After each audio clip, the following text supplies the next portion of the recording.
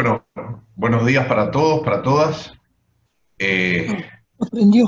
Nuevamente nos encontramos ante la organización de el cuarto taller en este periodo tan especial, tan particular, organizado por la Asociación Uruguaya de Derecho del Trabajo y de la Seguridad Social.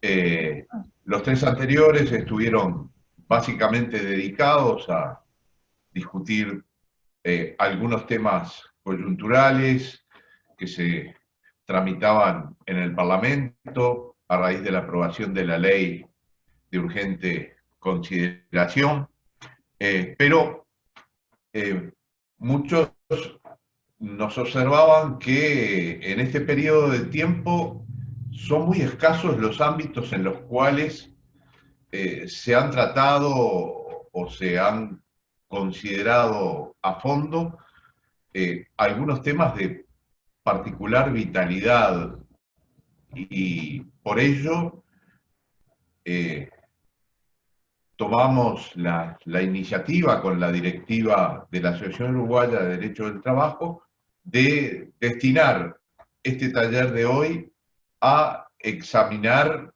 el tema de los salarios y las condiciones de empleo en la coyuntura actual, comprendiendo diversos aspectos que van un poco más allá del título del propio taller.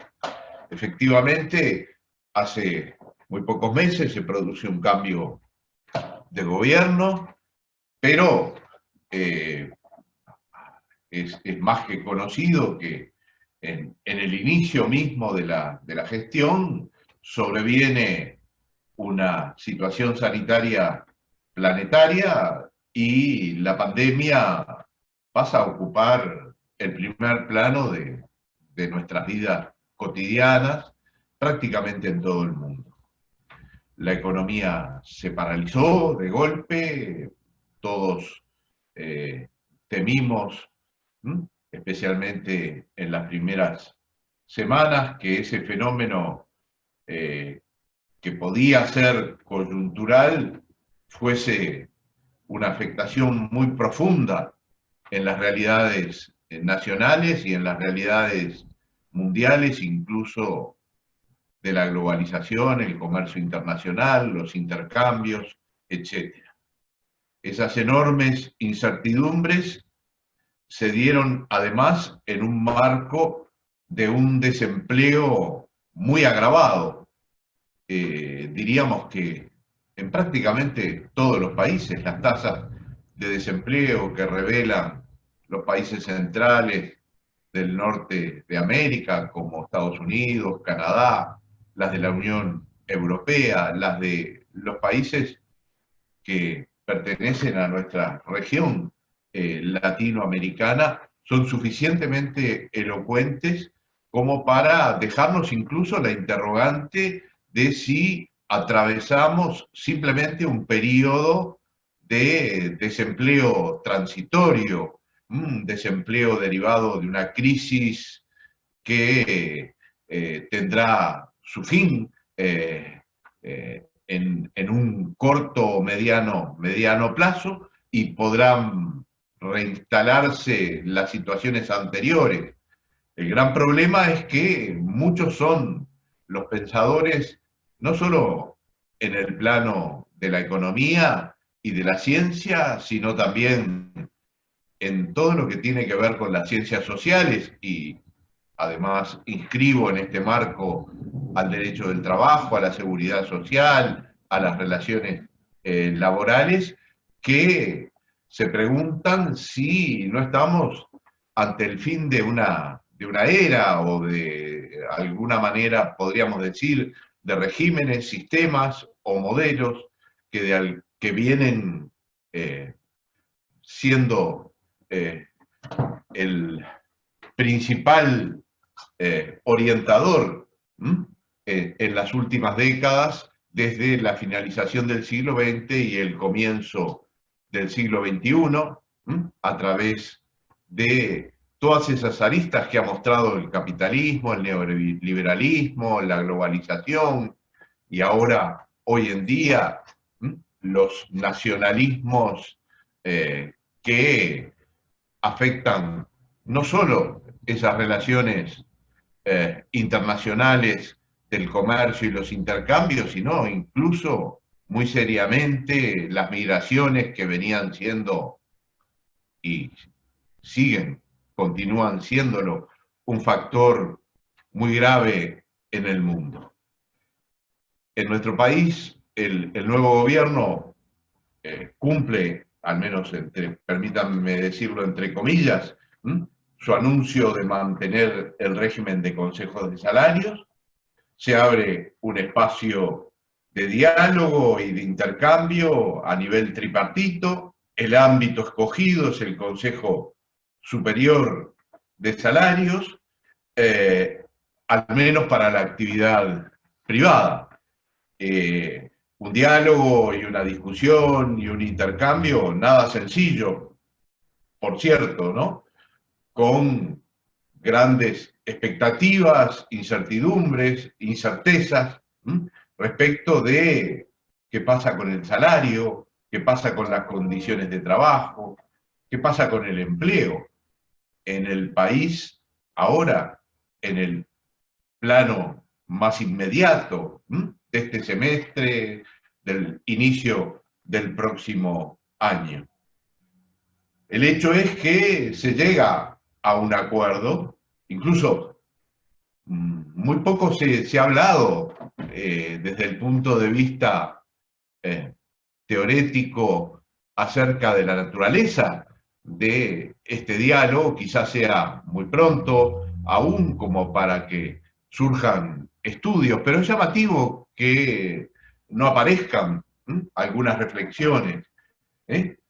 Un acuerdo surgido en el Consejo Superior Tripartito de carácter marco, un convenio para convenir de algún modo, en donde se fijan pautas o lineamientos que pierden el carácter unilateral, indicativo, que tenían desde 1985 en adelante en las dos etapas, digamos, post-dictadura, en que son convocados los consejos de salarios, y que en lugar de ser dictados por el gobierno, surgen al menos de un pacto, de un acuerdo, de un acercamiento de las partes respecto a cómo y qué futuro deben tener las negociaciones de los distintos grupos de actividad en los consejos de salarios, y esas pautas son de mediano plazo, en donde se reafirma también el mantenimiento de condiciones de trabajo pactadas en convenios que venían desde el pasado, los convenios que fueron venciendo respectivamente en abril, en julio de este año. Y en ese marco es que el primero de los sectores de actividad que de algún modo es reabierto en esta pandemia a través de el impulso del gobierno y de las partes que apoyaron el sector de la industria de la construcción, se sienta, negocia y negocia un convenio colectivo, incluso en mi lectura al menos, puedo estar equivocado, pero hoy vamos a aprender un poco más sobre ello, por fuera de las pautas o mejorando entre comillas algunas de las pautas que fueran acordadas con carácter general y a las cuales hacía referencia hace unos segundos. ¿Qué sucede en el resto de los grupos de actividad? Seguramente estamos transitando un puente, un periodo en donde se verá cómo se mueven las aguas allí y veremos qué sucederá con el salario, ¿Qué se pactará en cada grupo de actividad? ¿Qué pasará con condiciones de trabajo a futuro, con nuevos eventuales contenidos? Porque han habido propuestas que no nacieron con la pandemia, vienen de antes y además no solo se limitan a nuestro país, sino que han sido objeto de discusión o de planteo en el mundo en general, como es la reducción del tiempo de trabajo de forma de dar cabida, ¿verdad?, a mayores eh, eh, opciones o posibilidades de trabajo subordinado y asalariado para desempleados no solamente coyunturales, sino desempleados que ya venían de alguna manera mostrando signos de crecimiento y de huida del ámbito del derecho del trabajo. ¿Qué pasará con el teletrabajo que hoy en día se sigue practicando? Hay pocas investigaciones de campo, pero muchas son las actividades en donde en forma parcial o en forma total se sigue teletrabajando. Solamente se apostará a una regulación o no regulación en el Parlamento, como se discute, o en los sectores de actividad, este será también un punto de negociación. ¿Qué sucederá con la formación profesional?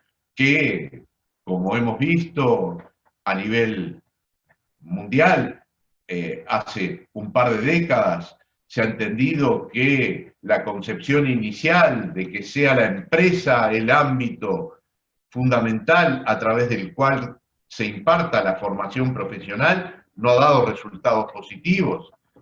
Y las empresas en general no están dispuestas a formar profesionalmente trabajadores que luego no retienen y van a empresas competidoras o a sectores distintos. Simplemente se limitan a formar aquello que necesitan en lo inmediato para los cambios tecnológicos que van incorporando o las reestructuraciones que se van haciendo en el funcionamiento de las empresas. Nos hemos visto sorprendidos, esta es una valoración personal, por la ausencia total en nuestro medio en estos últimos meses, pocos meses, de alguna propuesta de fondo proveniente del INEFOP, un organismo que ya tiene sus años de constitución y no vemos qué está aportando en este momento con planes o programas concretos respecto de un desempleo que seguramente se profundizará porque muchas empresas no abrirán y vencerán los periodos de seguro que hoy amparan a muchos trabajadores. Algunos sectores van a tener que cambiar radicalmente, otros están muy lejos de volver a una normalidad distinta, como ocurre en el turismo, en todo lo que es, digamos, la actividad de entretenimiento, me refiero a casamientos, fiestas, etcétera, etcétera. La apertura de las propias fronteras, con la recepción de turistas que aportan a nuestro Producto Bruto. Bueno, creo que ya ha sido lo suficientemente extenso como para dar tiempo a que se hayan unido ya unas 60 personas, y lo mejor es darle la palabra a quienes tienen que contestar o van a contestar en una línea no solamente abstracta, sino aportando seguramente ideas respecto de todas estas temáticas que nos inquietan y que han sido planteadas como inquietudes por los colegas que forman parte en el medio del laboralismo uruguayo y que la Asociación Uruguaya representa en forma nacional.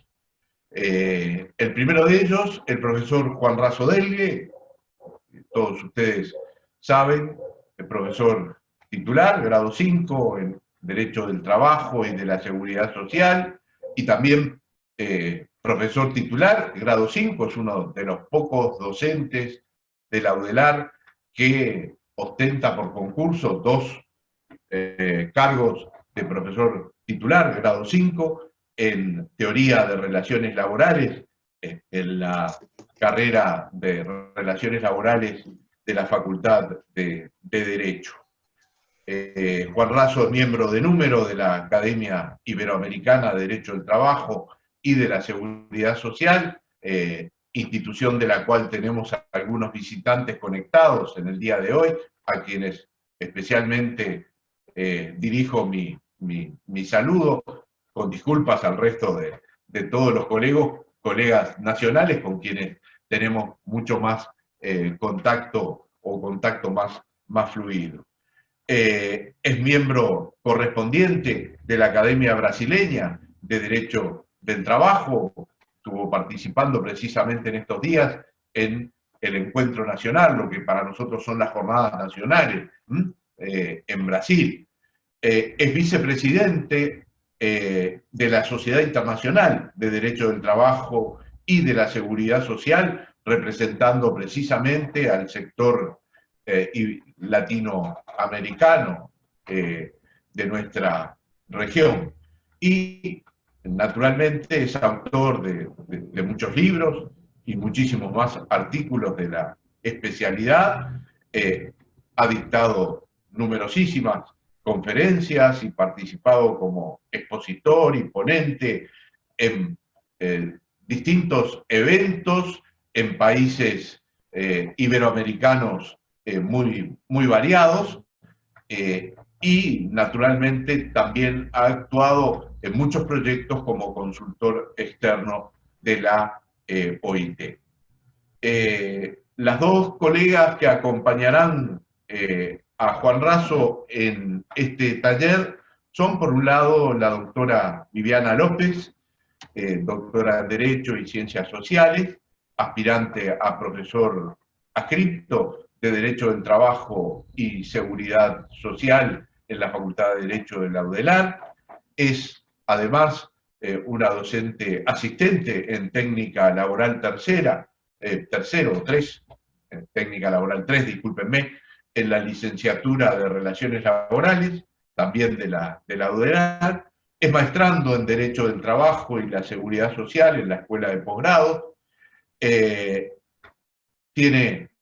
Ha cursado un posgrado sobre Derecho del Trabajo aplicado en la Universidad de Montevideo y, además de haber escrito y publicado artículos, es coautora de un manual práctico de la construcción junto con el doctor Barofio, de relativamente reciente circulación o aparición en nuestro medio.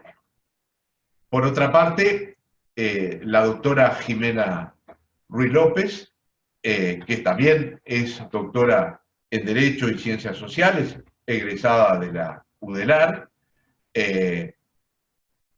ha hecho un posgrado en la Universidad Católica de especialización en gestión y dirección de recursos humanos. También ha participado de la especialización para expertos latinoamericanos en relaciones laborales en la Universidad de Castilla-La Mancha, España, a la cual muchos de nosotros hemos estado vinculados durante nuestros largos años de práctica, ¿verdad?, docente y académica del derecho del trabajo y de la seguridad social. Es además asesora de la división negociación colectiva en el Ministerio de Trabajo y Seguridad Social, con una experiencia vasta en la materia, conocida por todos nosotros, porque siempre en algún momento nos hemos tenido que cruzar, sea en un grupo de actividad, sea en alguna actividad propia de la Dirección Nacional de Trabajo. Y también es autora de una publicación que se llama Guía sobre el Derecho del Trabajo Rural, que ha sido especialmente editada por el Ministerio de Trabajo y Seguridad Social para darnos una orientación actualizada de la actividad en ese sector tan particular y de tanto desarrollo y tanta importancia económica para el país como es precisamente la actividad rural. Bueno, ahora sí, vayamos a lo que ustedes están interesados en escuchar, que son precisamente las exposiciones de los colegas, a quienes agradezco en nombre de toda la directiva, de la Junta Directiva, de la Comisión Directiva de la Asociación Uruguaya de Derecho del Trabajo, la colaboración, el apoyo y el permanente entusiasmo con el cual encaran las propuestas e invitaciones que les cursamos.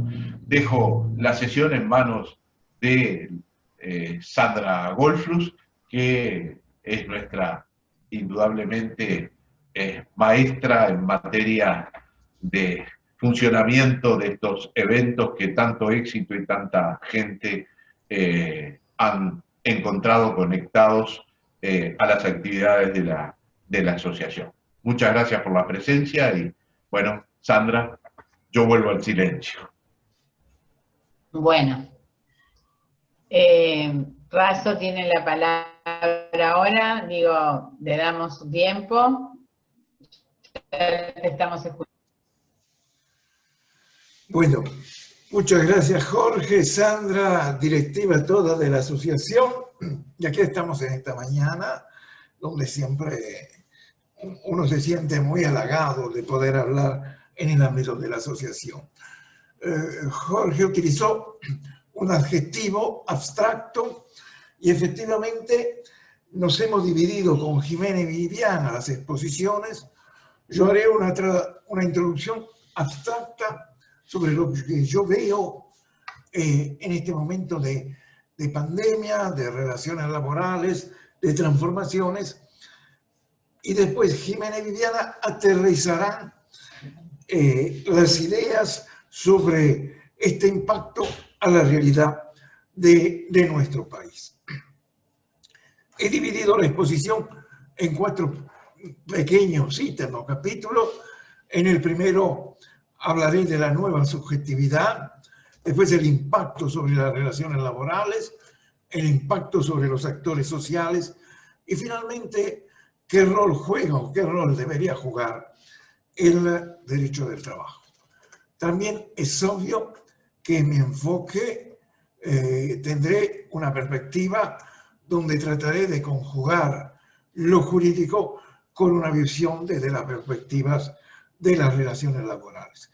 En esto, con una reflexión inicial. Nosotros estamos ante una situación imprevista. Nadie en noviembre, octubre del año pasado podía imaginar este año 2020, pero también es una situación imprevisible. Nadie, ni el más genial de los futurólogos, podrá saber bien cuál es el futuro de esta situación y por lo tanto, al no saber ese futuro, es muy difícil construir estrategias organizativas y productivas. Es una realidad que se plantea en un mundo que ya venía cambiando con el impacto de las nuevas tecnologías. Y aquí se produce una vuelta de tuerca más y asistimos, yo creo, algo así había dicho el mismo Baylos, al verdadero comienzo del siglo XXI. Así como el siglo XX nació después de la Segunda Guerra Mundial, yo creo que el siglo XXI nace en este primer año de la era de Zoom. Y en este comienzo verdadero del siglo XXI aparece un modelo, parafraseando a Bauman, de relaciones laborales líquidas. Vínculos fugaces, frágiles, vínculos que pierden contextura. Y la pandemia, más allá de todas las cuestiones que podamos hablar o imaginar, se vuelve el laboratorio perfecto para las relaciones laborales líquidas. Empiezo con esa reflexión sobre lo que creo que es importante para entender el contexto donde operan las relaciones laborales. Afirmo que nace una nueva subjetividad. ¿Y qué quiero decir cuando hablo de esta palabra un poco psicológica, un poco sociológica, subjetividad? Bueno, Para mí la subjetividad es simplemente cómo yo veo el mundo y cómo reacciono ante él. Cómo la ciudadanía ve esta nueva realidad y cómo reacciona. Y entonces nosotros comprobamos que estamos pasando de una sociedad donde todo era posible, viajes, entretenimientos, grandes centros comerciales, casamientos multitudinarios, fitness, deportes, hiperconsumo, enseñanza privada. Esa sociedad que Hahn llama la sociedad del exceso, a una sociedad controlada, a una sociedad que yo creo que va a estar en permanente riesgo de cuarentena. Entonces, ¿cómo construir trabajo? ¿Cómo construir proyectos a partir de esta nueva subjetividad que durante los próximos años va a ser una subjetividad temerosa? Y entonces, en esta nueva edición se va a plantear un dilema. La nueva subjetividad temerosa va a privilegiar el individualismo o va a haber más solidaridad. El tema que se nos ha asignado es salarios y condiciones de trabajo en la coyuntura actual. En definitiva, estamos hablando del contrato de trabajo en la coyuntura actual. Y allí yo he dividido este punto en dos partes. El impacto directo de la crisis sobre las relaciones laborales y cómo reaccionan los actores sociales en la realidad actual. Entonces, cuando nosotros vemos el contexto en que nos movemos, vemos la emergencia sanitaria en nuestro país y en el mundo, hay un impacto. El primer impacto que nosotros vemos es la crisis aguda del empleo, ¿no? Y esa crisis aguda del empleo va a llevar a un inevitable impacto sobre los salarios. Impacto que se puede traducir de distintas formas. La pérdida del salario por el desempleo o las disminuciones del salario por las presiones del desempleo sobre quienes trabajan, pero también el impacto puede ser que vamos a asistir a una mayor iniquidad y distancia entre los salarios según el tipo de actividad que realice la persona. Entonces, esta crisis impacta sobre el contrato de trabajo y plantea cuestiones en que no siempre la teoría y la realidad van de la mano. El otro día alguien me preguntaba, un empleador que se ha terminado el seguro de paro, que realmente ha habido un agotamiento de la prestación de los 4 meses, puede legítimamente suspender el contrato de trabajo más allá de esa suspensión sin pagar el salario, o eso es un despido indirecto, ¿no? Entonces la pregunta es, ¿validez de la suspensión del contrato de trabajo más allá de los plazos del seguro de paro? Otra pregunta que me viene a la mente, la situación actual está ampliando las hipótesis de Dios Variandi. Y ahí yo ya he reflexionado sobre estas preguntas de la mano de Álvaro Rodríguez Ajue, que lo veo ahí en la galería, ¿no? Que él había estudiado algunos días antes que yo este tema. Entonces, estamos ante una situación excepcional que hace jurídicamente razonable una ampliación de los poderes del ius variandi. En esta idea de un ius variandi más amplio, debemos tener en consideración el deber de colaboración del dependiente, el principio de razonabilidad. Y aquí, evidentemente, no es posible dar contestaciones genéricas. Yo creo que hay que pensar en cada uno de los casos actuales que se plantea. Y un hecho más complicado que hemos discutido, o mejor dicho, he aprendido de Álvaro, es cómo juega la fuerza mayor o el hecho del príncipe en el contexto de esta crisis. El hecho del príncipe puede exonerar el pago del despido por parte del empleador, o por el contrario, la crisis justifica normas que impidan los despidos, ¿no? Estos dos elementos que se plantean. Nosotros cuando estudiamos la fuerza mayor en el contrato de trabajo, cuando estudiamos la doctrina de la jurisprudencia, hablamos del principio de la ajenidad, hablamos que el empleador asume la carga de la fuerza mayor, pero tampoco nunca nosotros tuvimos un caso como el COVID-19. No sabemos si el año que viene llega el COVID-20 con el nuevo año, ¿no? Y ahí hay una cuestión que es importante que examinábamos con Álvaro, que es los sectores son distintos. No es posible homogeneizar la actividad laboral en época de pandemia. Hay sectores con un fuerte impacto negativo. Todos los conocemos. Las actividades turísticas, la hotelería, la gastronomía, los espectáculos públicos. Hay sectores cerrados por una resolución administrativa. Hoy en día no se pueden celebrar fiestas nocturnas de discotecas. Ahí no es que el sector está en crisis, ahí hay una resolución municipal que dice está prohibido trabajar en esos sectores. Y hay sectores como el rural, la alimentación, la construcción, la bebida, donde continúa la actividad con casi plena normalidad. Entonces nosotros de alguna manera, Álvaro hablaba del principio de la ajenidad morigerado, que quizá después, si queda algún minuto, Álvaro podría hacer un complemento a estas cuestiones mías. Es decir, el principio de la ajenidad sí sigue existiendo, pero atención, quizás que en algunos casos, si se cierra la discoteca, si no se puede hacer el service de catering porque no nos podemos participar en fiestas, capaz que ahí tendremos que revisar la fuerza o el espesor de ese principio de la ajenidad.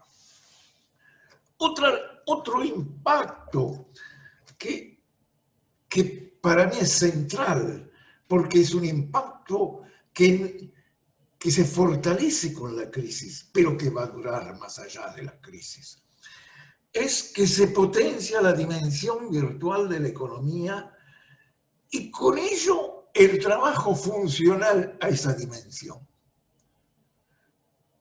Empresas como Pedido Ya, Mercado Libre, la conexión prestador-usuario vía aplicaciones, diversas expresiones de teletrabajo adentro o fuera de la empresa, se potencian en la crisis, no están en crisis en la crisis. No sé si me explico. Y en esto aterriza la telemedicina.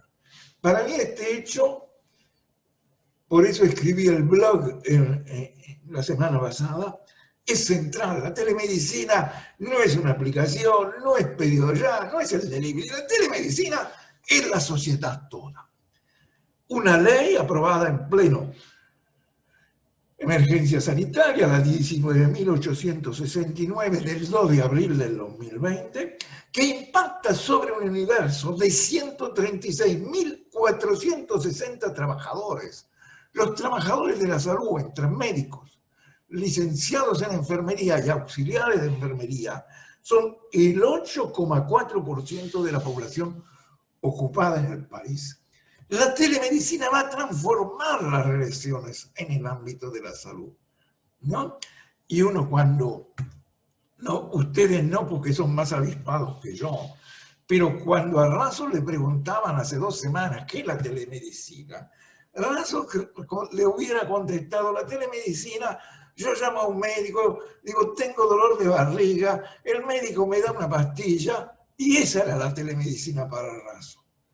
En estas 2 semanas he entendido que la telemedicina está explorando y poniendo en práctica la dimensión 5G. Apunten, busquen en Google la dimensión 5G en la telemedicina para descubrir que dentro de un año se harán las operaciones quirúrgicas a distancia. No tendré que ir a Houston para operarme, será el médico de Houston que me va a operar en Uruguay a distancia. Entonces eso cambia.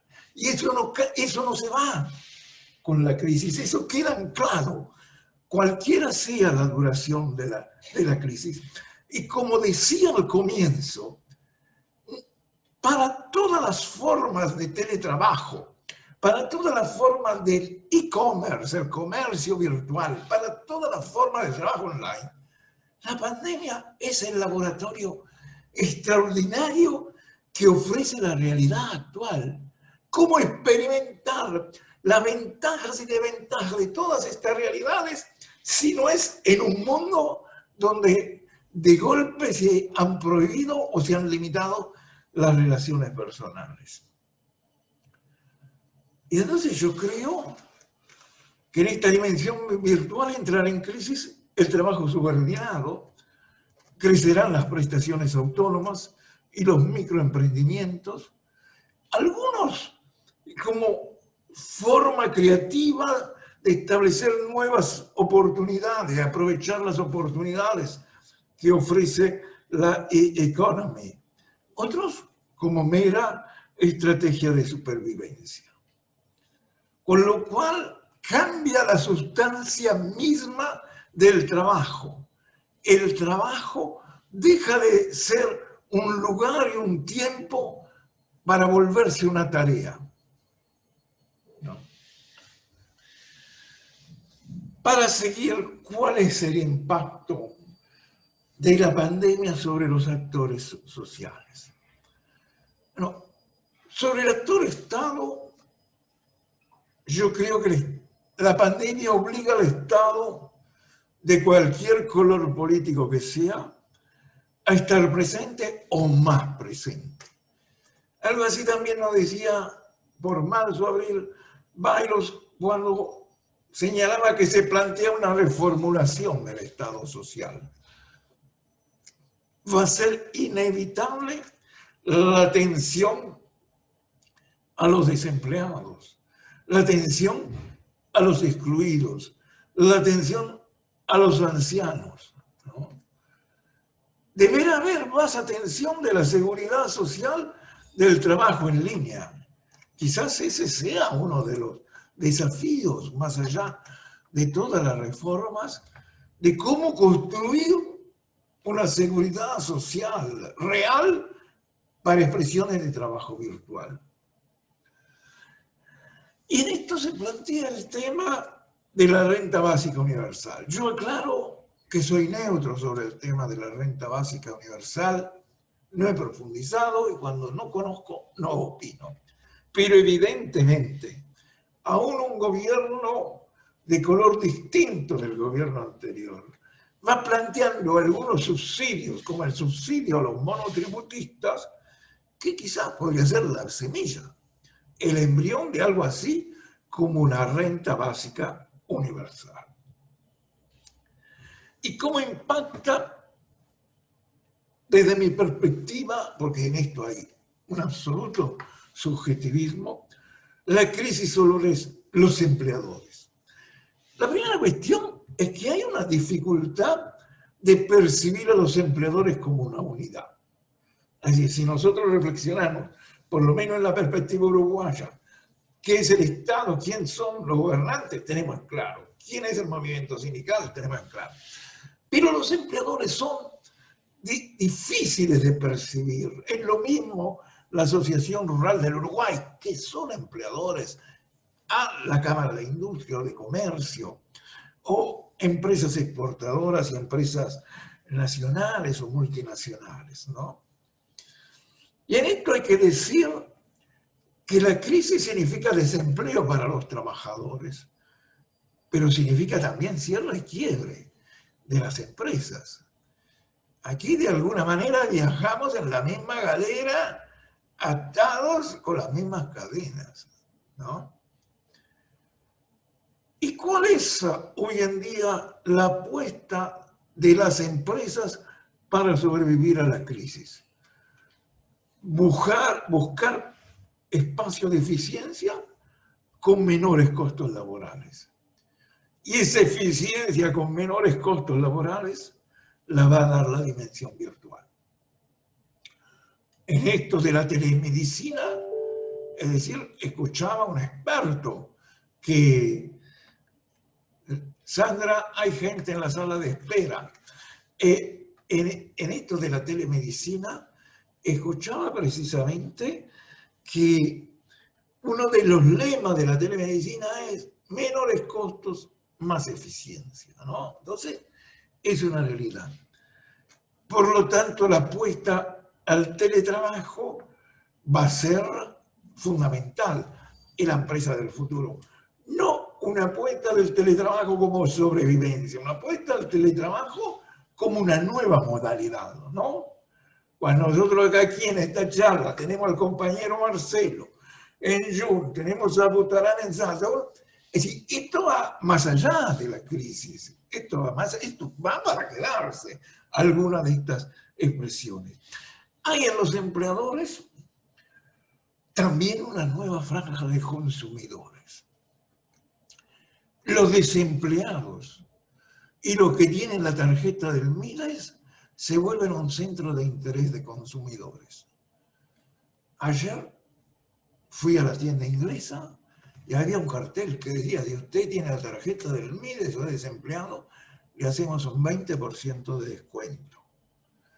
Es un tema absolutamente nuevo, absolutamente distinto, ¿no? Y también hay empresas que entienden que el país puede ofrecer con esta relativa regulación de la emergencia sanitaria una ventaja comparativa con otros países, en donde los empleadores utilizan las mejores condiciones de la pandemia para competir con otros países. Eso sucede claramente cuando se dice que los argentinos vengan a vivir a Punta del Este o a Montevideo. Pero el viernes escuchaba en el programa de Cotelo, en Perspectiva, una entrevista a Musitelli. Musitelli, que además yo por cosas del pasado conozco, son unos señores, una familia que tiene una gran empresa de producciones cinematográficas. Y están muy contentos porque las producciones publicitarias ya no se pueden realizar en Argentina por la cuarentena y las vienen a realizar a Montevideo. Entonces, Montevideo demuestra, es decir, en el buqué de oferta del empleador dice, ve, aquí podés hacer cosas que no podés hacer en tu país. ¿Y cuál es el impacto sobre los trabajadores y sus organizaciones? Y ahí yo discrimino trabajadores individuales y organizaciones sindicales. Para los trabajadores individuales será inevitable desarrollar nuevas competencias, saber teletrabajar en forma profesional y no amateur, ¿no? Esto es importante no solo para conseguir empleos, también para encontrar nichos de actividad en la dimensión virtual.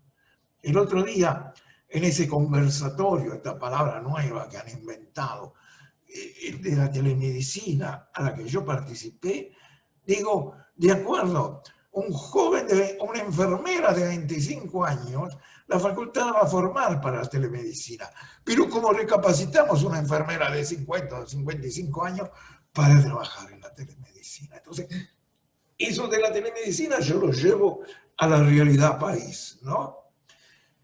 Y sí, ustedes dirán, pero ¿es todo teletrabajo? No. Va a haber trabajo físico, por supuesto. Va a haber el trabajo antiguo que nosotros conocíamos. Pero creo que ese trabajo con presencia física va a estar en sectores más modestos. La seguridad, la limpieza, los cuidados. Ahí van a ser los bolsones de trabajo con presencia física, más allá que siempre van a haber fábricas metalúrgicas y siempre se va a construir, pero se va a construir con más productos premoldeados, se va a construir con industrias que permiten a construir piezas desde las nuevas tecnologías. Y ahí nace un problema para los trabajadores, que es la expulsión o la compleja reinserción de los trabajadores adultos con más de 45 años. Porque hoy en día los trabajadores adultos no son trabajadores adultos como Rafa, por supuesto. No, son trabajadores de 45 años, que a veces no saben insertarse en un mundo digital, que a veces no saben manejar una plataforma, no saben manejar un programa Excel, que a veces no saben dibujar o utilizar otra forma. ¿Y cuál será el impacto sobre las organizaciones sindicales? La primera cuestión es que yo invito a percibir esta realidad. Desde el punto de vista laboral, es una realidad heterogénea. Entonces, la heterogeneidad de la crisis acentuará la diferencia entre sindicatos fuertes y sindicatos débiles. Situación que nosotros ya habíamos conocido en el 2002-2003, ¿no? Y en mi opinión, asumo el riesgo de lo que voy a decir, el nuevo convenio de la bebida es expresión de esa dualidad, sindicatos fuertes, sindicatos débiles. ¿Cómo operará la crisis con la nueva integración de los consejos de salario? No, porque eso también, hoy en día antes teníamos un consejo de salario con vientos que iban de este a oeste, ahora tenemos consejo de salario con vientos de oeste a este, ¿no? Entonces, ¿habrá más descuelgue? ¿Se justificará en la crisis más descuelgue? ¿El sindicato votará los descuelgues aunque esté en minoría? Otro tema, que es un tema medio silencioso. Yo he encontrado a algunos de ustedes aquí presentes que me lo susurran al oído, pero después cuando pido, me das un texto, nadie se anima a mostrármelo. Dicen, no, eso es reservado. Me dicen que hay convenios que se están negociando a la baja o simplemente se está negociando de no dar aumento a cambio de estabilidad, por ejemplo, 8 meses. Soy testigo de oída, no he visto estos documentos, pero me dicen que ahí están operando. Y ahí voy a esta cuestión, que ante la disminución del trabajo subordinado o asalariado por el desempleo, el desafío de la organización sindical va a ser captar trabajo autónomo y trabajo informal. Ya lo decía Bayros hablaba de un sindicato de ciudadanía que no limitara su acción a la tutela de los trabajadores subordinados. Y ahí, ya llegando al último ítem de mi exposición, para mantenerme en el tema, una cuestión bien difícil. Una cuestión bien difícil para opinar. Ya a mi altura, como decía alguien, puedo decir cualquier cosa, con lo cual ustedes tendrán la paciencia de aceptar, no, de escuchar, pero no aceptar cualquier cosa que digo. Palomeque, en un célebre artículo que escribió en el año 83, señalaba que la crisis económica es una compañera de viaje histórica del derecho del trabajo, ¿no? Palomeque decía que toda emergencia económica centra el debate en torno a la problemática de las relaciones laborales. El derecho del trabajo puede coexistir intacto con la crisis, puede reforzar sus institutos individuales y colectivos. Y ahí hay este debate que yo planteo. No es fácil tener unas soluciones. Si en una época como la crisis actual, el derecho del trabajo tiene que ser más duro y más garantista, o el derecho del trabajo puede ser menos rígido. Alejandro Castelo que en diversas oportunidades cuando tengo una charla en mi preparador físico, entonces me dice, esto lo tenés que decir, esto no lo tenés que decir, esas cosas que... Es un atrevido haciendo estas cosas, pero como yo lo quiero mucho y es una persona muy inteligente, lo aprecio. Él me recordaba algo que yo había dicho hace 15 años, por supuesto yo no tenía mucha idea de eso, pero parece que yo hace 15 años, en Ideas de Castelo, dije que en épocas de sindicatos fuertes el derecho del trabajo puede permitirse de no ser rígido.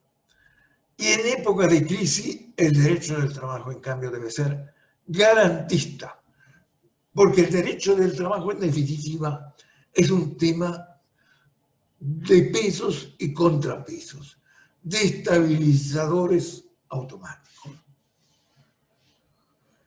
Ahora, también en esta visión que les damos del derecho al trabajo, guste o no guste, yo veo que se acelera la expulsión del trabajo subordinado. Las formas de trabajo virtual van a ser menos subordinadas, ¿no? Eso me parece inevitable. Es decir, cuando nosotros hablamos de telemedicina, yo no imagino una institución mutual que va a hacer aprender a todos sus trabajadores la telemedicina. Imagino una institución que puede expulsar trabajadores actuales y contratar una empresa tercerizada en nuestro país o en cualquier otro país que opere en la telemedicina. Entonces también es cierto una frase que a mí me impactó de Arturo Bronstein en el Congreso Americano de Panamá, era: tenemos un derecho del trabajo cada vez con más normas y menos clientes. Entonces, ahí es una duda.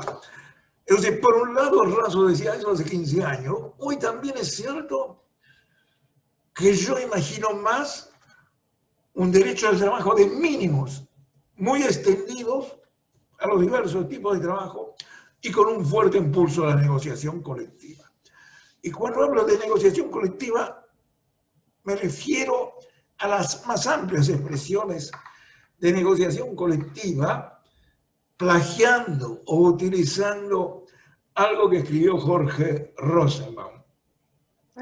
Jorge escribió en una crisis anterior, no ahora, pero con palabras absolutamente válidas ahora: la negociación colectiva es un instrumento insustituible para regular en épocas de crisis el empleo y el salario. Al hablar de negociación colectiva, Jorge dice que debe entenderse un concepto amplio, inclusivo de la participación, la consulta, el tripartismo, la concertación social, el diálogo social. Concluye en la negociación colectiva que debe establecerse un blindaje social que permita una defensa adecuada de los puestos de trabajo, los salarios y los derechos laborales. Yo creo que hoy en día haría este collage entre lo que yo pienso, un derecho del trabajo mínimo para todos y una negociación colectiva en la idea de Jorge que extienda las ventajas de formas distintas, no en una única forma. Para terminar, en el último minuto que me queda, yo en algún momento he dicho, recogiendo una idea del querido profesor Ramagnoli, que en algunas situaciones el derecho del trabajo opera como una caja de herramientas tradicional, con su martillo, su destornillador, su tenaza. Y nosotros con esa caja tradicional queremos regular la nueva organización virtual del trabajo. Yo creo, sí, que el martillo, el destornillador, la tenaza va a servir, va a seguir sirviendo para poner un cuadro, para construir un mueble, para atornillar un tornillo. Pero para otras cosas, nosotros tenemos que imaginarnos otras cajas de herramientas. Quizá tendremos un desafío de construcción de tutelas del trabajo virtual de forma absolutamente distinta a la que veníamos concibiendo. El derecho al trabajo no existió para siempre. El derecho al trabajo es una expresión de la segunda revolución industrial. Entonces yo creo que a nosotros nos queda mucho camino para hacer, mucho camino para poder construir. También señalarle que el problema actual no es un problema de un gobierno, de un sindicato, de los empleadores. Es un problema de toda la sociedad. Porque el riesgo hoy es que se rompa el tejido social, ¿no? Yo en el año 82, cuando escribí la tesis sobre la desocupación y el seguro de desempleo, decía esta frase que sigo defendiendo. El desempleo nace como un riesgo individual, pero su continuidad lleva a la inmoralidad y la delincuencia, con lo cual un problema individual se vuelve un problema social. Entonces aquí estamos ante un desafío muy grande para los estados, un desafío para los actores sociales y para la sociedad civil. Creo, como lo he dicho en algún momento, estamos en tiempos de pacto social. Y un día ya a finales del siglo XX estaba en la UBA 1999 que hablaba Castoriadis, un gran filósofo marxista, después antimarxista, que vivía en Francia. Hizo un espléndido, algún día tendremos que analizarlo, un espléndido enfoque del futuro del trabajo, ¿no? Y al final un estudiante levanta la mano y le dice al profesor, profesor, su exposición es muy interesante, pero usted ha sido muy pesimista. Y Castoriadis, ya viejito, moriría el año siguiente, lo miró y dijo, je ne suis pas pessimiste, je ne suis pas optimiste, je suis realista. Gracias. Muchas gracias, Razo. Excelente exposición, estás ganando aplausos virtuales.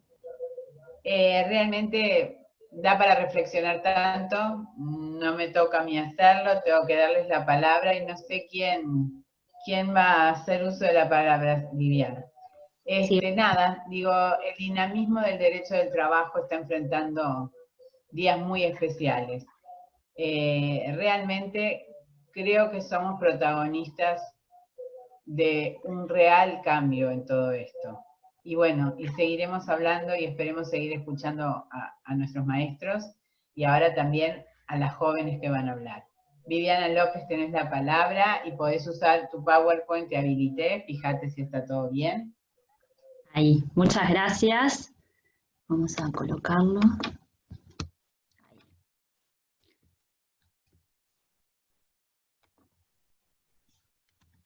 Bueno, buen día para todos. La sociedad uruguaya sabemos todos que es altamente salarizada, los ingresos salariales representan aproximadamente el 70% de los ingresos totales del hogar y es por eso que el salario tiene un impacto decisivo en materia de combate de la desigualdad y de la pobreza. Entonces, viendo esto y la importancia del salario en clave empleo, ¿cuál es la situación actual de nuestro país? De acuerdo a la encuesta continua de hogares del INE, que la última publicada fue en mayo del 2020, actualmente en Uruguay habría un 9,7% de tasa de desocupación. Sin embargo, esta publicación oficial es de mayo de 2020 y los expertos han dado cifras del desempleo del entorno del 15%. Veamos un poquito de datos para ver cómo es que estamos. Antes de la pandemia, en febrero del 2020, tuvimos aproximadamente 46.000 beneficiarios del subsidio por desempleo. Y esto a raíz de la situación de emergencia sanitaria ha tocado picos históricos como el mayo, que llegamos casi a los 194.000 beneficiarios. A su vez, tenemos que ver, para tener un panorama, un paneo completo, el subsidio por enfermedad. En el año 2019, según datos del Banco de Previsión Social, existieron un promedio de 30.261 beneficiarios mensuales de este subsidio, mientras que en mayo del 2020 se toca un pico histórico también de 75.000 beneficiarios. Esto también está muy motivado y muy vinculado a el decreto del Poder Ejecutivo que estableció facilidades para la certificación por enfermedad de las personas de 65 años o más de edad. En este marco es que nos encontrábamos y en junio del 2020 vencían 153 laudos. Y fue en este contexto que el Poder Ejecutivo convocó al Consejo Superior Tripartito y se arribó a lo que se denominó un periodo puente, un acuerdo que dio lugar a este periodo puente. De este acuerdo puente se va a encargar Jimena, que lo va a analizar en profundidad. Lo que a mí sí me interesa decir es que fuera de este acuerdo puente quedaron ciertos sectores, quedaron ciertos sectores como la construcción, la salud y el transporte de pasajeros. No es la primera vez que estos sectores tienen un tratamiento diferencial. Como ustedes saben, a lo largo de la historia de las relaciones laborales en Uruguay se han dado distintos mecanismos de fijación del salario. En la década del 90 concretamente se suspendió la convocatoria a los consejos de salarios, pasando estos a ser regulados como regla general por el mercado, pero sin embargo, continuaron negociando en forma tripartita con intervención del Poder Ejecutivo estos tres sectores: construcción, salud y transporte de pasajeros. Entonces esto nos lleva a preguntarnos ¿por qué históricamente, por qué actualmente estos tres sectores quedan fuera del acuerdo puente y por qué históricamente fueron tratados de un modo diferencial? Y nosotros aquí hacemos notar cuatro causales. Entendemos que la primera es la principal de todas.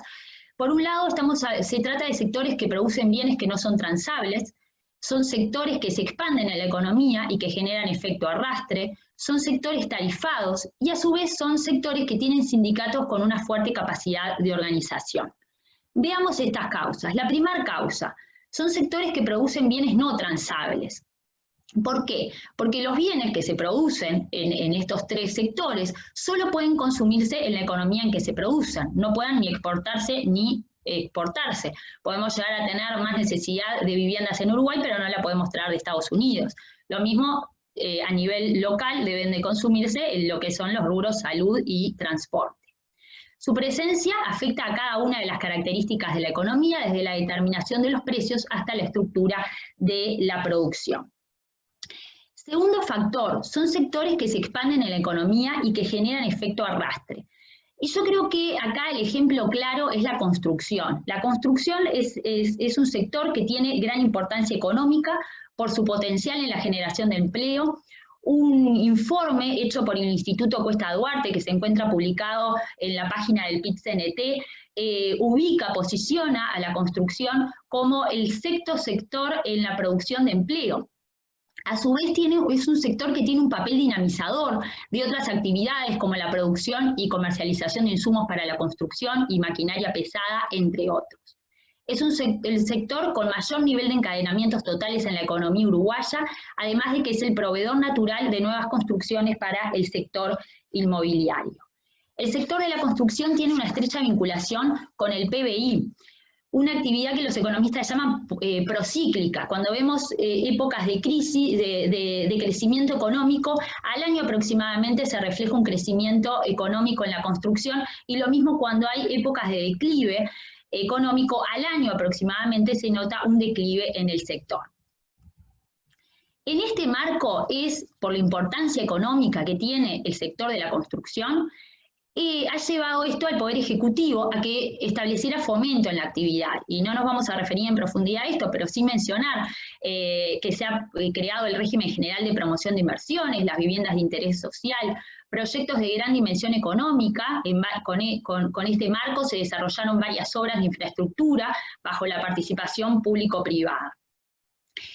Sin embargo, marcamos este escenario actual en el que nos encontramos, que yo me salté una diapositiva y lo quiero mencionar. Estamos en una época que tenemos un IPC que creció, un salario real que tuvo una baja sustancial y por otro lado un Producto Interno que también está a la baja. Sin embargo, la actividad de la construcción es vista como una actividad que o se mantendrá o bien crecerá. Y nos tenemos que preguntar cuáles son estos, por qué esto ocurre. Bueno, Por un lado tenemos la construcción de la segunda planta de UPM, que es la inversión más grande que se ha dado en la historia del país, 4.000 millones de dólares de inversión. Pero no solamente es la construcción de la planta de UPM, sino que hay un montón de obras que están relacionadas con este proceso de construcción. El ferrocarril central, la construcción de una terminal portuaria especializada en celulosa, obras de mejora en los accesos al puerto de Montevideo. Todo esto genera trabajo y más trabajo, lo que hace pensar que este sector por lo menos se mantendrá. Y otro tema que lo mencionó el profesor Razo cuando él habló, es los cambios demográficos, los factores demográficos. Uruguay atraviesa un conjunto de cambios demográficos, socioculturales y económicos que influyen en la demanda de inmuebles. El profesor Razo se refería al factor migratorio, al crecimiento del proceso migratorio al Uruguay. Y esto es algo que no solamente se está dando en esta época actual de emergencia sanitaria, que todos escuchamos que hay muchos ciudadanos de países vecinos que están queriendo vivir Uruguay, sino que es un proceso que ya comenzó en el año 2014 y que incluso obedeció a la modificación de la ley madre sobre residencias. La tercera causa que vemos, bueno, estamos hablando de sectores que son tarifados y son sectores en los que existe un especial interés del Estado de intervenir. Veamos en la construcción se acuerdan los aumentos salariales y se conviene también cuánto de esos aumentos podrá ser trasladado a precios. ¿Por qué esto? Porque el Estado es un cliente de la industria y tiene un especial interés en que no se disparen los precios también, mantenerlo controlado. Por otro lado, en la salud, la paramétrica con la que se define el monto de la cápita y de la cuota FONASA está integrado por el componente salarial. En el transporte existen subsidios. Veamos, por ejemplo, en el caso del boleto, el 70% aproximadamente del boleto está integrado por un componente salarial.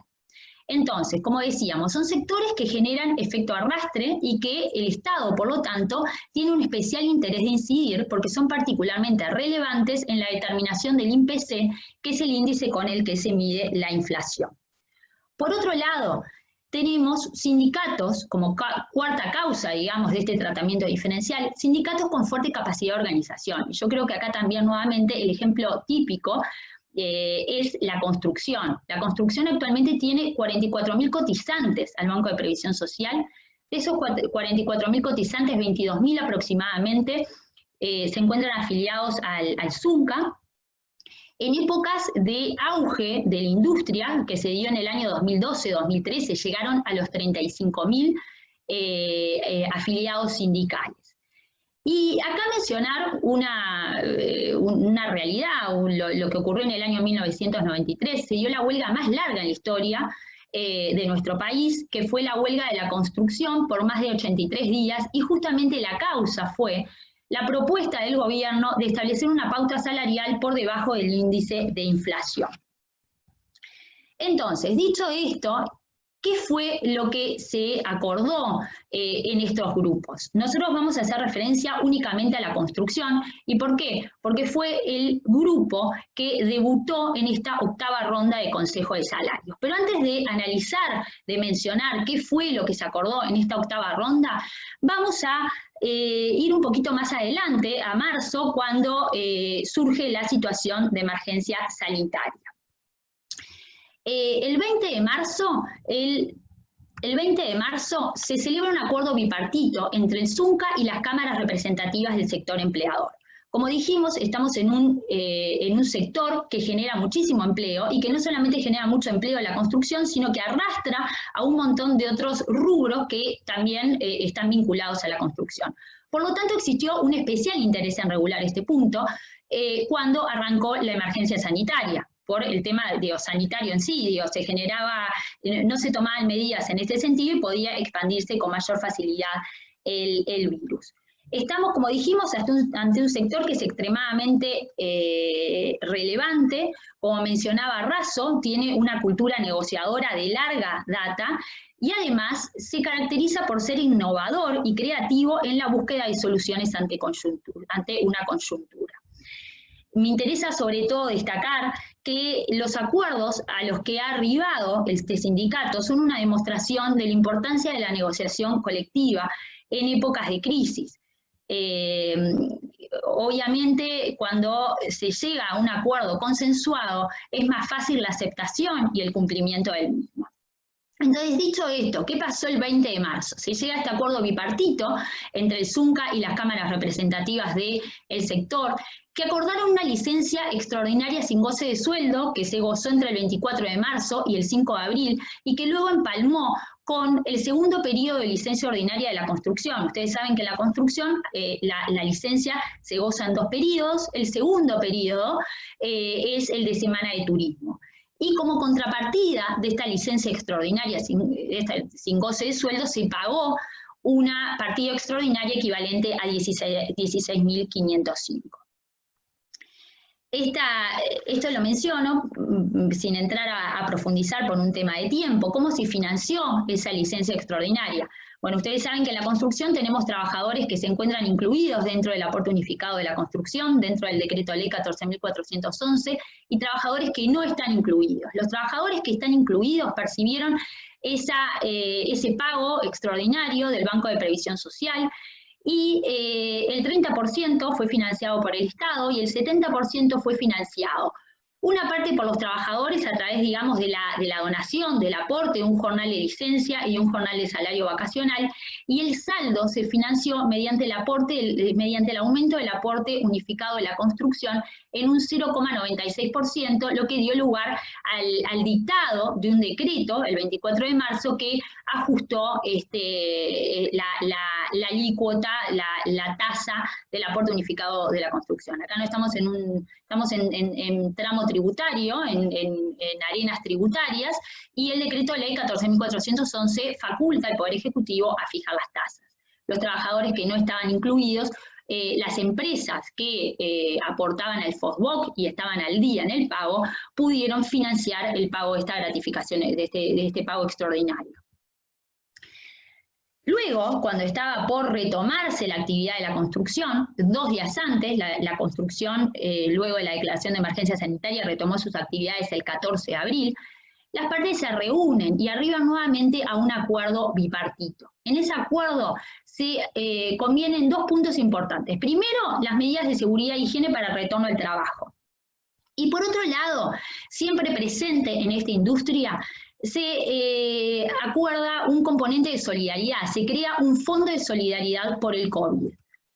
¿Qué es lo que buscó este fondo cubrir? Bueno, los trabajadores que tuvieran que cumplir con cuarentena obligatoria o que tuvieran algún padecimiento de salud que los hiciera por el cual estuvieran inmunodeprimidos y estuvieran más afectados a los riesgos del virus, y no pudieran ampararse al subsidio por enfermedad por no contar con los jornales necesarios, 75 jornales los jornaleros y 3 meses los mensuales, podían acceder a este pago del Fondo de Solidaridad COVID, fondo que se financió, por un lado, con un aporte que hicieron los fondos sociales de la construcción, con un tope de 50 millones de pesos, y por otro lado con un aporte extraordinario que durante 4 meses, desde el mes de mayo del 2020, se realizó a los fondos de la construcción. Como ustedes saben, en la construcción existen fondos. Estos fondos son calculados, son facturas que son autogestionadas por la empresa, y lo que tienen que hacer las empresas de mayo y por 4 meses es el total que les dé a pagar por los fondos, multiplicarlo por 2.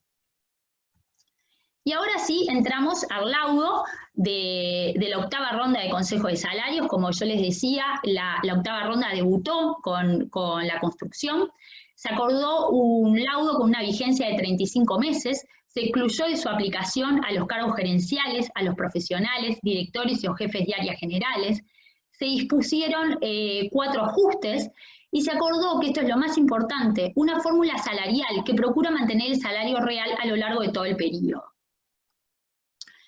Por un lado, se aplicó en mayo un correctivo final, que era el correctivo que estaba establecido en la 7ª ronda del convenio anterior. En junio se aplicó un ajuste del 4,20%. Se dispuso el pago de una partida extraordinaria equivalente a 15 tickets de alimentación a todo trabajador que revistiera en la planilla unificada de trabajo en el mes de mayo del 2020. Quienes perciban ticket alimentación lo van a percibir esta partida en ticket alimentación, y el personal excluido de este beneficio, como el personal administrativo, lo percibe en efectivo. Esto es una partida, se trata de una partida que no está gravada por contribuciones especiales de seguridad social. Los aportes 2020 y 2022 van a depender de los cotizantes del sector, pero algo que aquí es muy importante son las dos salvaguardas fundamentales para mantener el salario real. Si al final del acuerdo, se dispone que al final del acuerdo se va a aplicar el factor de corrección necesario para llevar el salario real a 164,74. Y por otro lado, se dispone una cláusula gatillo, cláusula de salvaguarda, que lo que busca es mantener el salario real. Si el salario real cae por debajo de 158,85, se va a aplicar el mes siguiente de la caída el coeficiente necesario para alcanzar el índice del salario real. Por otro lado, esto es una constante en la construcción, en todos sus acuerdos siempre aparece un punto de solidaridad. Y acá tenemos uno. Se dispone la entrega de un ticket de alimentación mensual para todo trabajador que cumple un mínimo de 30 horas efectivamente trabajadas en el mes durante el 1 de abril 2021 y el 31 de marzo 2022. Se crea un fondo de contingencia para atender a los trabajadores que se encuentran en situación crítica alimenticia, de vivienda, etcétera. Se crea una comisión bipartita de salud para trabajar en temas de salud y seguridad. En cuanto a condiciones de trabajo, se disponen modificaciones en cuanto a la composición del uniforme y en cuanto a la partida compensación por desgaste de herramientas. Y le doy paso a Jimena para que siga con la exposición. Muchísimas gracias, Viviana. Como siempre digo, espectacular cómo nos podés explicar las cosas. Como estamos muy cortos de tiempo, le voy a dar ya la palabra a Jimena Ruiz López. Jimena, te estamos escuchando y tenés habilitado para hacer poner tu presentación. No encuentro para aquí. ¿Qué no encontrás, Jimena? A ver si... Ahí. No, listo, ya está. Bien. Bien. Bueno, muchas gracias a la asociación por la convocatoria. Y en esta primera parte de la presentación voy a referirme a este acuerdo del Consejo Superior Tripartito, al cual ya han referido quienes me antecedieron en el uso de la palabra. Como anunciaba Viviana, la mayoría de los sectores de actividad tenían acuerdos que vencían al 30 de junio, y en ese marco el Poder Ejecutivo debía convocar a la 8ª ronda de negociación en los consejos de salarios, y bueno, presentando en el Consejo Superior Tripartito los lineamientos como es habitual. No obstante, fruto de esta especial coyuntura, los lineamientos que presentó el Poder Ejecutivo para este momento fueron especiales. En el documento mismo que elaboró el Poder Ejecutivo se destaca en varias oportunidades la excepcionalidad de la coyuntura mundial y que la 8ª ronda contiene particularidades propias. Asimismo, se manifiesta expresamente que se apela al diálogo social, jerarquizando al Consejo Superior Tripartito como órgano de gobernanza de las relaciones laborales. También se manifiesta en el documento de los lineamientos que se apela a simplificar la administración salarial y conservar el empleo. Hubo un total de 5 reuniones del Consejo Superior Tripartito, tras lo cual se arribó a un consenso, como ya anunciaban, habiéndose suscrito un acta el 7 de julio del 2020 que culmina con esta declaración donde el Consejo Superior manifiesta que, dadas las circunstancias excepcionales de la coyuntura actual, por consenso de sus integrantes, acuerda solicitar a los grupos de actividad de los consejos de salarios atender los lineamientos del Poder Ejecutivo. Y bien, ¿en qué consisten estos lineamientos del Poder Ejecutivo? En primer lugar, se ratifica que se deberá cumplir con los correctivos de inflación que correspondan según los acuerdos vigentes o los acuerdos que hayan vencido. En cuanto a los lineamientos propiamente dichos, se aclara que comprende a todos los sectores que tengan acuerdos vencidos al 30 de junio del 2020 o que venzan en el correr de todo el año 2020. En cuanto al plazo, es de 1 año, por eso es un acuerdo puente. El ajuste que se va a otorgar es de un 3% papel higiénico. 1% para los salarios sumergidos, entendiéndose por sumergidos aquellos iguales o de hasta 22.595 pesos que surge de 5 bases de prestaciones y contribuciones.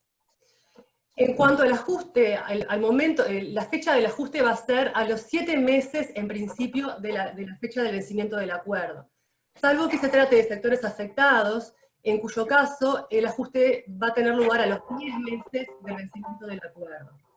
Esto significa, como surge de esta tabla, que, por ejemplo, los sectores que vencieron el 30 de junio, que son la mayoría, van a recibir el ajuste al 1 de enero del 2021, salvo que se trate de un sector afectado, en cuyo caso el ajuste va a ser el 1 de abril del 2021.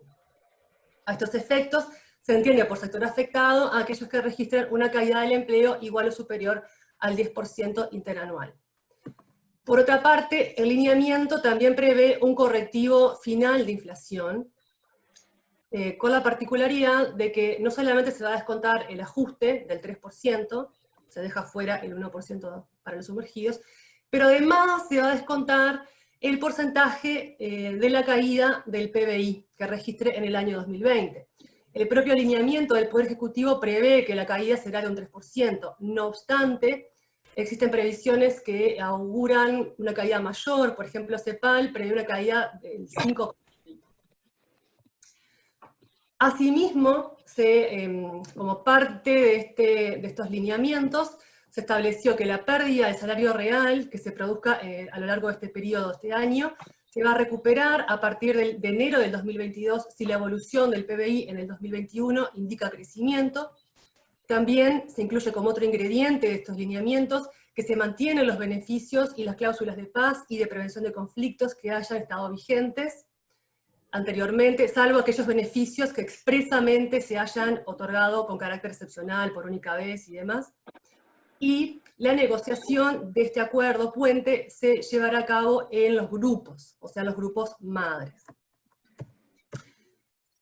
Si bien el acta del 7 de julio del Consejo Superior Tripartito termina con esa frase que mencionábamos del consenso de las tres delegaciones, ambas partes, tanto los trabajadores como los empleadores, hicieron declaraciones manifestando sus discrepancias, el PIT-CNT por el hecho de que naturalmente habrá pérdida de salario real en este periodo. Tengan presente que, como hoy anunciaba Viviana, la inflación está en el entorno del 10,13% de los últimos 12 meses, como para tener una idea. Y las cámaras empresariales, la declaración que efectuaron es su disconformidad con el hecho de que se tome el PBI global como indicador. ¿Estás pasando las cosas por el pasaje con alcohol? Sí. De que existe hay un micrófono, bueno, de que existen una heterogeneidad de situaciones. Bien. ¿Cuáles son las particularidades, las especificidades que presentan estos lineamientos de este acuerdo puente en este momento tan especial? Bueno, en primer lugar, señalar, como lo anunciaba hoy el profesor Rosenbaum, que la particularidad de que es un acuerdo donde los lineamientos, en definitiva, son acompañados por las tres delegaciones. Tradicionalmente el lineamiento del Poder Ejecutivo es su aspiración como parte de su política económica, y sabemos todos que no es una norma vinculante, pero lo cierto es que si en un consejo las partes no arriban a un acuerdo, todos sabemos que se somete a votación una propuesta, y la propuesta que somete a votación el Ejecutivo guarda relación con sus lineamientos. Y en esta oportunidad, las tres delegaciones se plegaron, las dos delegaciones se plegaron a los lineamientos del Poder Ejecutivo. Segundo punto, el plazo, que es de 1 año, es un plazo muy breve. Tercero, la no apertura de los subgrupos, esto es toda una novedad, que incluso ha traído situaciones peculiares en algunos grupos en donde nunca en estos 15 años se había sentado el grupo madre, no existía un grupo madre, el grupo en sí estaba compuesto únicamente por subgrupos. Otro punto es la brevedad de la negociación. Ustedes van a ver ahora, que como la vamos a señalar a continuación, que ya hay varios sectores laudados, lo cual hubiera sido impensable en otros contextos donde las negociaciones insumían meses. Otra particularidad es que se mantiene este criterio del ajuste nominal que ya veníamos teniendo desde las últimas 2 rondas, ¿sí? Abandonando aquel concepto de la inflación proyectada con correctivos. Entonces se mantiene acá el ajuste nominal, que en este caso es un 3%, pero es un porcentaje que se aleja mucho de los porcentajes que veníamos viendo antes. Tengan presente que los lineamientos de la última ronda para los sectores en problemas preveían un ajuste que iba del 5 al 6,5% anual. También, como otra particularidad, es la fecha del ajuste. Nunca ha existido un plazo tan extenso entre el vencimiento de un acuerdo y el ajuste. Otra particularidad llamativa es esto que anunciábamos hoy, que el correctivo de final de inflación computa no solamente el ajuste del 3%, sino que además va a computar el porcentaje de la caída del PBI. Finalmente, destacar que expresamente se reconoce la pérdida de salario real y que se dejan previsiones, en este lineamiento de la octava ronda, de alguna manera se dejan previsiones o elementos que van a tallar en la ronda siguiente, cuando se dice esto de cuándo y cómo se va a recuperar el salario real.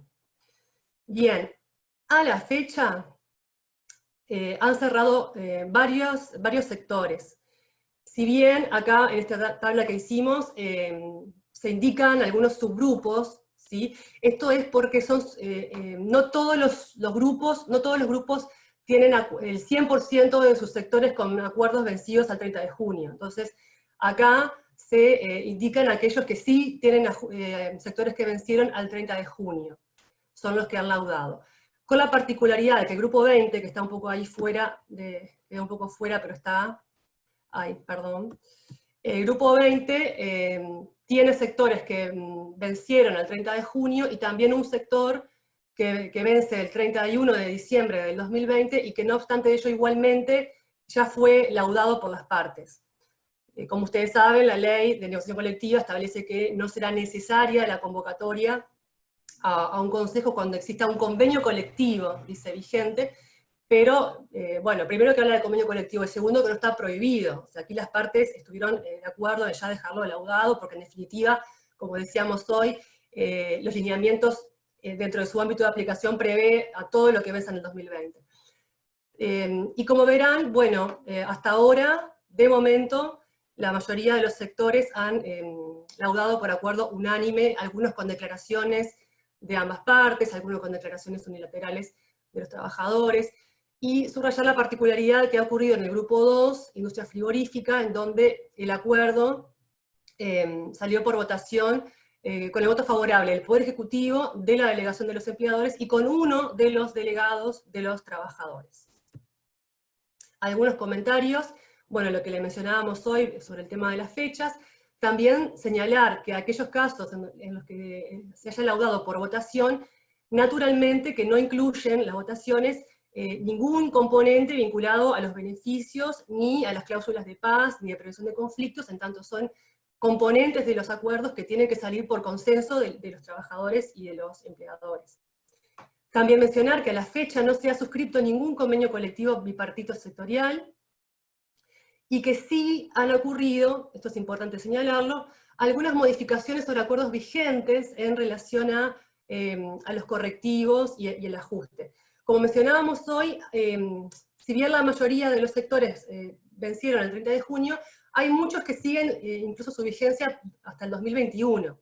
Y esos sectores, muchos de ellos previeron un ajuste, tenían previsto ya en su acuerdo, un ajuste al 1 de julio de este año y a su vez un correctivo anual de inflación. Y en algunos casos eso significaba un porcentaje que, bueno, que era considerado como demasiado elevado, en algunos casos hasta llegó al 8%, la suma de esos dos componentes, y entonces se han producido en algunos sectores negociaciones que concluyeron en modificaciones de esos acuerdos, financiando ese porcentaje cercano al 8%. Eso ocurrió, por ejemplo, en el grupo 11, comercio minorista de la alimentación, y también en el grupo 8, sector talleres mecánicos. Bueno, en esta última parte de la presentación, algunos breves comentarios finales con el poco tiempo que tenemos. Primero, señalar que, tal como lo anunciaba hoy el profesor Razo, sin duda que la crisis impacta fuertemente en muchos sectores, pero no en todos, y a su vez dentro de los sectores hay significativas diferencias, y creo que acá hay una noticia reciente que a mí me parece ilustrativa de esta concentración de la riqueza tan obscena, me animaría a decir, que estamos teniendo en estas épocas. Acá Oxfam indica que la fortuna de los millonarios de América Latina aumentó en 48.200 millones de dólares desde el comienzo de la pandemia. Y bueno, esto, a ver, trasladado, pensando esto en cómo incide en nuestro país, sin duda que también es un tema a considerar. Una de las críticas que generalmente se hace a los consejos de salarios es justamente esto de la heterogeneidad, ¿verdad? Que un laudo como el de Tienda se aplica tanto a multinacionales como Zara o H&M, como a la mercería del barrio.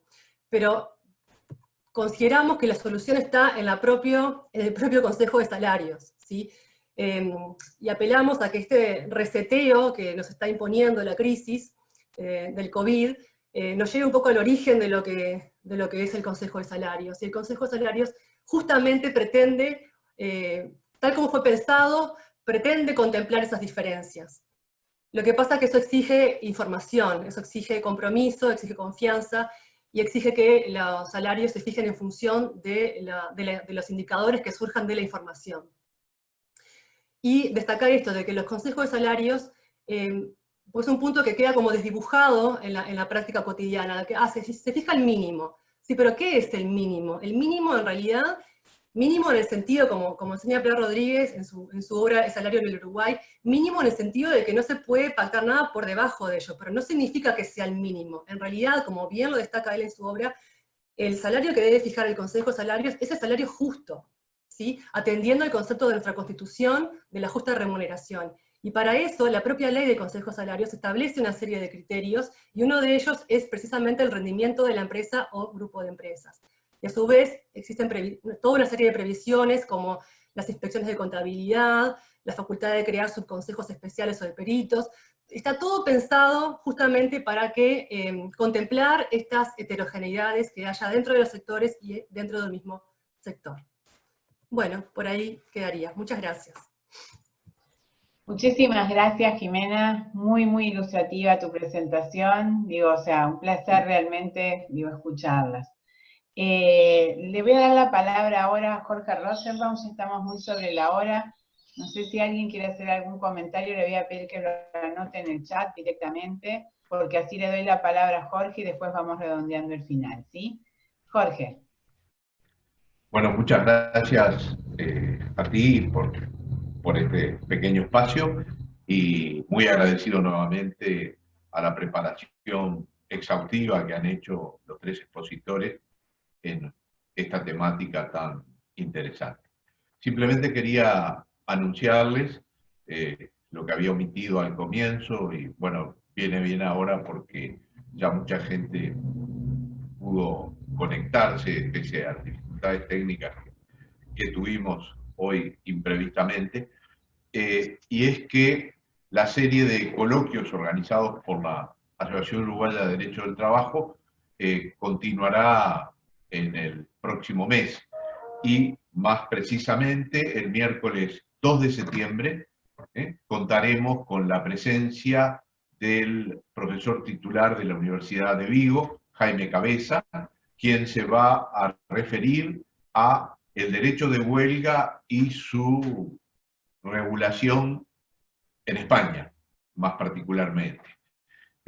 No va a ser exclusivamente un tratamiento local, sino con algunas pautas comparatistas que nos van a permitir acercarnos a las realidades europeas en un tema que está y seguirá estando probablemente en el tiempo que sigue arriba de la mesa como un tema en debate. Muchas gracias, Sandra. Te dejo a ti para que continúes con esta actividad de hoy hasta el cierre. Bueno, digo, muchas gracias a todos. Creo que lo que ha surgido de esto es un silencio de meditación. No hay preguntas, creo que todos nos quedamos pensando en todas estas exposiciones, digo, Razo, Jimena, Vivi, realmente nos han dejado a todos pensando. El nivel de preparación que demostraron, digo, y de reflexión, digo, ha sido realmente maravilloso, y los estamos invitando a las próximas actividades de la asociación. También les recordamos a aquellos que aún no lo han hecho que deberían de pagar su cuota social, y bueno, nos estamos viendo de acá a 2 semanas. Que estén bien y damos por finalizada la reunión de hoy. Que estén muy bien todos. Chau, chau. Chau.